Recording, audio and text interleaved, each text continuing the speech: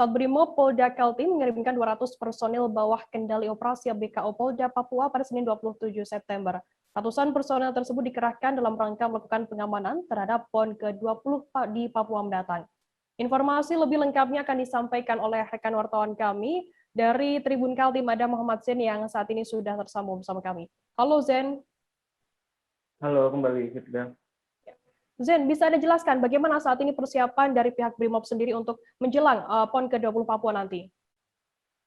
Baik, untuk persiapannya sendiri, ini sudah dimulai sejak 3 hari yang lalu, tepatnya di di hari Sabtu, tanggal 25 September tahun 2021, di mana dari personil yang dikerahkan ke Papua, ini menjalani pemeriksaan kesehatan, baik itu dari tes fisik, kemudian juga termasuk pemeriksaan PCR untuk memastikan mereka terkonfirmasi negatif COVID-19. Kemudian di hari Minggunya, di tanggal 26 September 2021, ini juga ada pemeriksaan terkait kelengkapan terhadap senjata, kemudian amunisi yang akan dibawa menuju ke Papua itu sendiri. Dan kemudian di hari ini, pemeriksaan kembali dilakukan tadi pagi kurang lebih pada pukul 5.00 waktu Indonesia Tengah terkait kesiapan personil, baik itu dari segi persiapan, kemudian juga terkait persenjataan yang akan dikerahkan nantinya selama pengamanan atlet ke Papua itu sendiri. Seperti itu kurang lebihnya. Zain, lantas apakah saat ini pihak personel ini sudah tiba di Papua dan kapan tibanya, jam berapa tiba di Papua? Baik, untuk 200 personil yang diberangkatkan tadi pagi, saat ini sudah tiba di Papua, dan untuk jamnya sendiri kurang lebih pada pukul 14.00 waktu Indonesia Timur, seperti itu.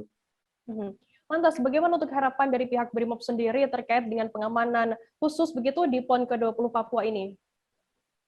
Baik, kalau untuk secara pengamanan sendiri dari pihak Brimob, yakni diwakili oleh Komandan Satuan Brimob, mengatakan untuk pengamanan diharapkan agar bisa berjalan maksimal dan berjalan sesuai dengan yang sudah disampaikan dan dilakukan pelatihan sebelumnya, agar tidak ada miskomunikasi antar petugas, karena memang untuk petugas sendiri ini sudah dikirimkan dalam 2 gelombang. Yang pertama sebanyak 17, kemudian yang untuk hari ini dikirimkan sebanyak 200.